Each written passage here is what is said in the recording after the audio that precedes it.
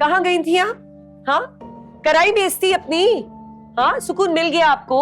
सारे सवालों का जवाब मिल गया? गुस्से में थी। तुम्हें भी इतना गुस्सा नहीं करना चाहिए था। देखो बेटा, तुम भी सूट नहीं करती ये बदतमीजी। मुझ पे नहीं सूट करती। वाह, आप तो कभी बताएंगी नहीं कि आपकी कितनी बेइज्जती हुई है वहां। लेकिन मैं शर्त लगा के कह सकती हूँ कि उन्होंने आपको साफ साफ जवाब दे दिया। कराई अपनी बेइज्जती। देखो फिजा, तुम्हारी और उनकी उम्र में फर्क है। तुम्हारे अब्बू चले गए हैं, अब वो वापस नहीं आएंगे और तुम सब जिंदा हो।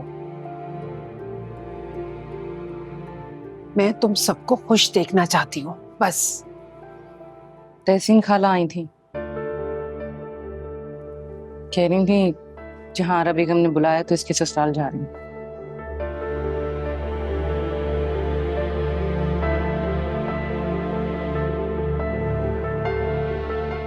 अब क्या चाहते हो तुम? तुम्हें चाहता हूँ, सिर्फ और सिर्फ तुम्हें चाहता हूँ और तुम्हें हासिल करके रहूंगा।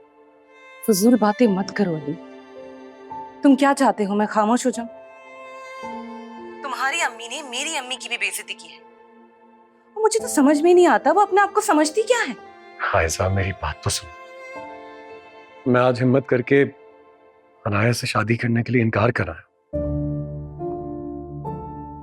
तुम अच्छी तरह जानती हो इस घर में मॉम के सामने कोई नहीं बोल सकता, लेकिन मैं उनके सामने भी खड़ा हो गया और उनको भी इनकार कर दिया।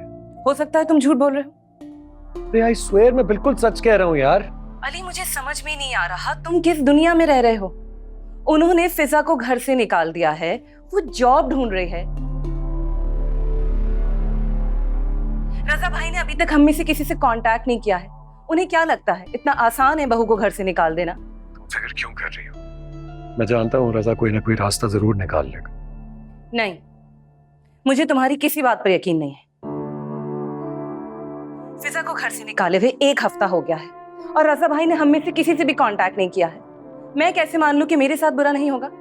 हाइजा, मैं ऐसा नहीं होने दूंगा, तुम मुझ पर भरोसा तो करो।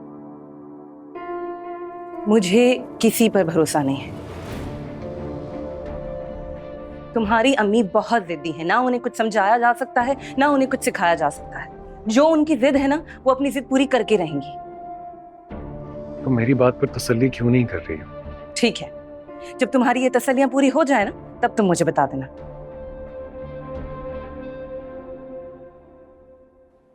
किससे बातें कर रही थी? अली से?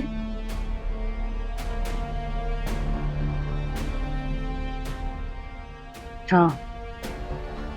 तुम अब भी उससे बातें कर रही हो? तो तुम मुझे बताओ ना, क्या करूं मैं तो मजबूर हूं अपने दिल के हाथ। तुमने देखा है ना फिजा का हाल। वो जब तक मरेंगी नहीं, उनकी औलाद सुकून से जिंदा नहीं रहेगी, और मरने का तो उनका कोई प्लान है नहीं। ठीक है, जो मेरी किस्मत में लिखा होगा वही होना ना। देख लेते हैं। आयजा, आयजा बात सुनो।